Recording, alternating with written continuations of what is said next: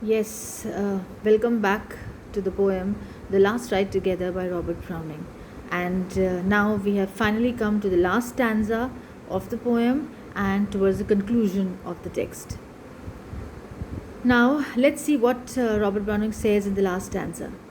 And yet she has not spoke so long. What if heaven be that, fair and strong, at life's best, with her eyes upturned, whither life's flowers is first discerned? We fix so, ever should so abide? What if we still ride on, we two, with life forever old yet new? Change not in kind, but in degree, the instant made eternity, and heaven just prove that I and she ride together, forever ride. What a beautiful ending and a conclusion Robert Browning does here in these lines. Now, as you already know, the title of the poem is The Last Ride Together.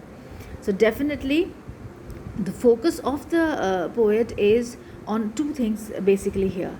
And which are the two things? The first is the title of the poem, that is, which is significant, the last ride, which is an extremely important event, a significant event in the life of the poet.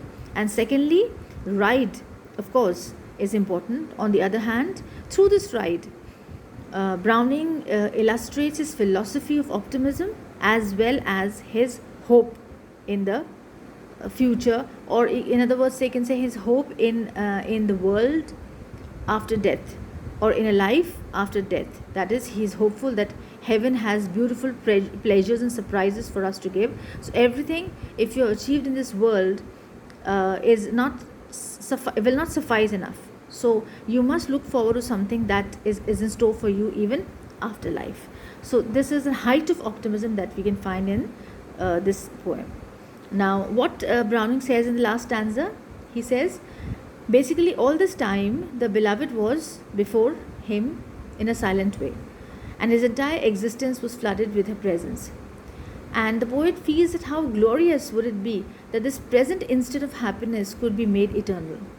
And how could this present moment of happiness could become eternal?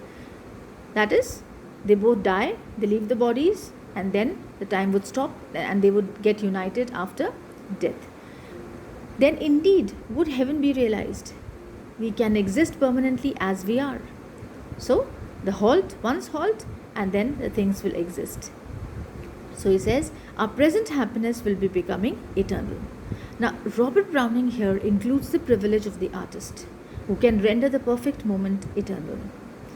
Again, another philosophy about life. There are various kinds of messages, and understanding of the deeper life that the poet gave. It is not just on the superficial level a love poem. The Last Ride Together is a poem of philosophy, it's a poem of understanding, it's a poem of beauty, it's a poem of faith in the immortality of the human soul. It is a poem that shows you extreme faith in the presence of God and heaven. Browning believed in God.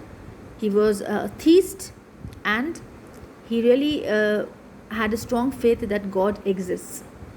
So, life is fleeting. Another message. Life is fleeting. Everybody know, evanescent. The perfect moment, the last ride of this lover is thrown up as a wave for a moment, and then it fades away and passes. But the artist has the divine power of arresting that perfect moment in the form of beauty that remains forever. So this is heaven realized. Heaven could be realized on this earth also. Basically, heaven is in the mind. Heaven is not a geographical place. It could be like for some people, but basically for most of the people, we consider that heaven is a situation of the mind. We can stay happy and heavenly in the worst of the conditions, and we can stay unhappy and sad in the best of the conditions. So heaven is basically a state of the mind. So he says that the artist has the divine power of arresting that perfect moment in the form of beauty that remains forever. So this is heaven realized, the fulfillment of all one's dreams of happiness, as also depicted in John Keats' Grecian Ode. If you have read John Keats, then you can understand that John Keats too talk about the same thing in his ode, the Grecian Ode. Now, the subtle thoughts that occur in this stanza, in fact, throughout the entire poem also is the power of consciousness and the power of the subconscious. Now, the last stanza is significant as far as the entire poem is concerned, because here we talk about the power of conscious and subconscious mind. The consciousness of the lover in the last ride together becomes the consciousness of the thought of Robert Browning. That is subtle, it's swift, it is fanciful, it is bizarre, it is enigmatic, and it's bringing perfect happiness. So, Browning here regards heaven to be nothing but a life as its best. And what if the ride of the lover and his beloved be continued forever?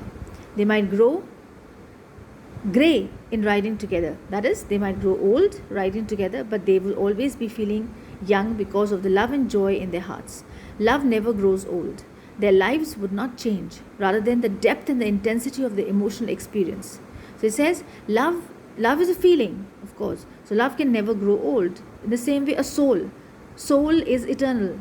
It doesn't age. So soul also never grows old. Their lives would not change, rather the depth and the intensity of the emotional experience. So the lover here wishes that the joyful ride should be made permanent and everlasting by eternity, and by the joy and the love they share together with each other. So this is the final conclusion of the poem, The Last Ride Together. And there are ample of things to be discovered and to be explored, apart from the fact that this poem was written in the style of dramatic monologue that you already know, that the lover is a speaker and the beloved is a silent listener. Thank you so much.